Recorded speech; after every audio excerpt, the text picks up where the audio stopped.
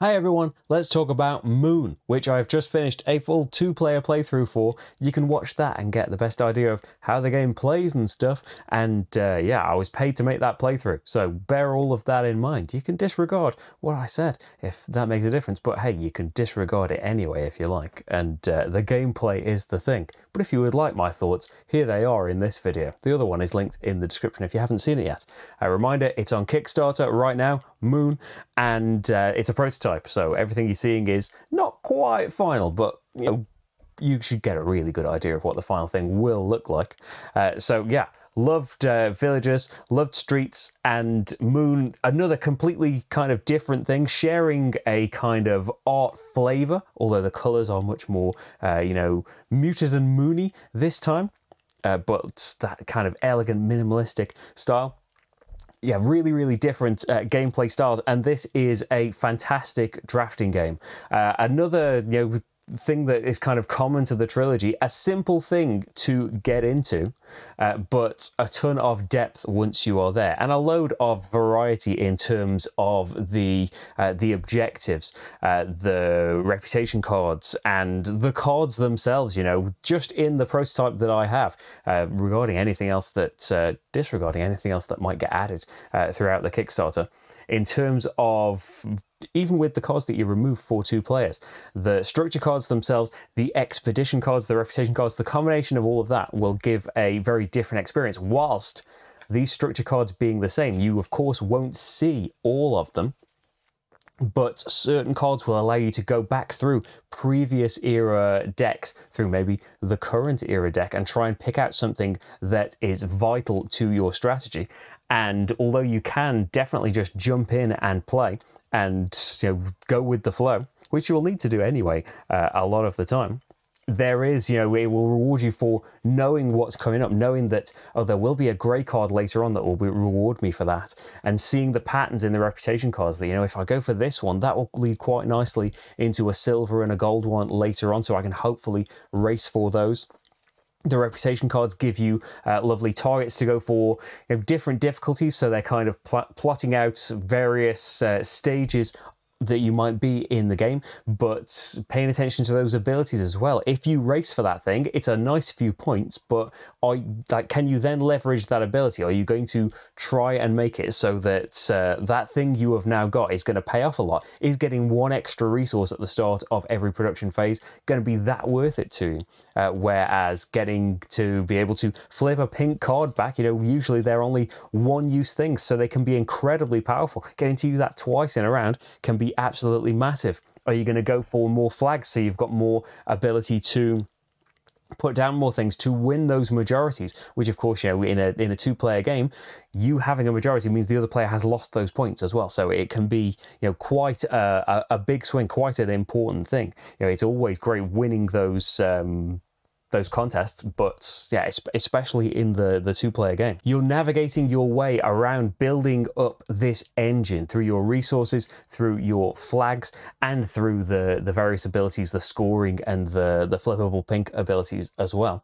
But everything is kind of tied up in the fact that you building something is lovely, but what have the other people got in their hands? What are the other people doing? Because it's not just about what they might get rid of. There is opportunity for the assimilation, so people can discard cards that are good for you.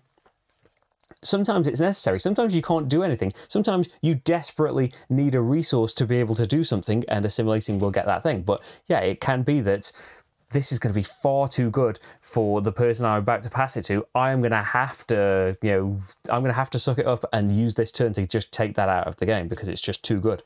But as well as that is in, plenty of drafting games, there is this extra thing of the rovers. It will depend on how many you've got, but being able to temporarily use flags, so you don't necessarily need them to be able to play those more expensive cards. You just need to kind of borrow them by putting a rover on there for a turn, or resources as well. It's great that you've put down that mystery resource card. That's going to be really flexible for you, but now it might just give the other person the resource they desperately need to build the thing they really want, because we take this in turn order.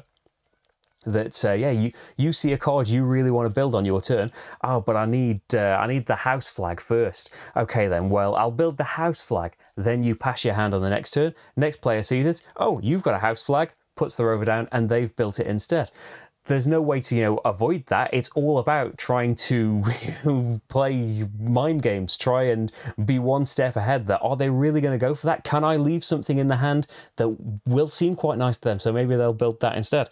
Yeah, it's a lovely kind of dynamic that's added to the game with, if there's more players as well, it still works brilliantly in a 2-player game.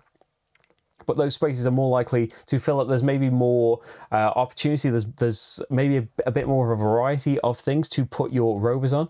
Yeah, regardless, when you get to the end of the round, it is often very, very close in the flags, unless you've really, really gone for one to make sure you are getting it. And the rovers are the tiebreaker as well. So getting cards that people want to spend their rovers on can be even better for you, because although you got the benefit when you built them and in production every era, but you might be sliding off a load of rovers off your card at the end of the era, and that can break your ties. Everyone's got one of a load of flags. Well, I've got the most rovers, so I break all of those ties and hoover up all of those points. It's yeah, just it works beautifully well, and as I said, it's very easy to just jump into the. Once you have explained to you that, there's the cost, there's the requirements, here's the thing that the card does. And the advantage of the first era cards being a lot simpler. This will add one flag. This will give you a point for every one of this that you produce. And then that all gets stepped up as they go through. So do the objectives, so do the expedition cards as well. That gives you a different flavor all the time as well. Like, there are cards that you can get in the way of other people doing things. You get to exchange a resource. You can just gain a resource on your turn because you're the player with this expedition card. It's going to get passed around, so everyone's going to get a chance to do that this era a few times.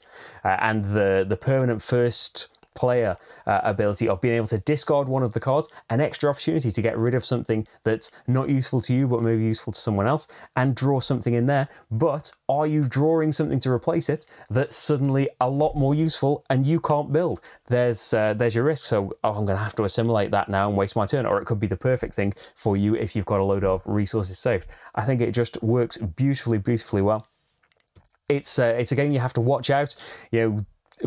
From our just test with the prototype, a player can run away. If they get too many of these reputation cards and the abilities tied to them, too many abilities to go through the current or older decks and be able to flip those abilities. But it's all about trying to watch out and get what you need. So you are racing for the same things.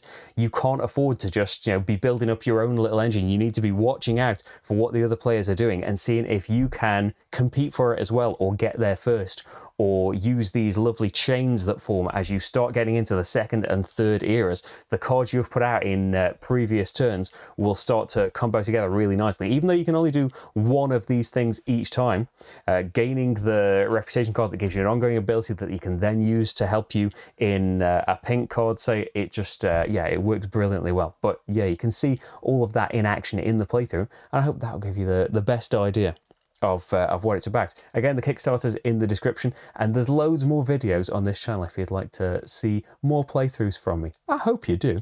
Thanks for watching this though, and I'll see you for the next game. Bye everyone.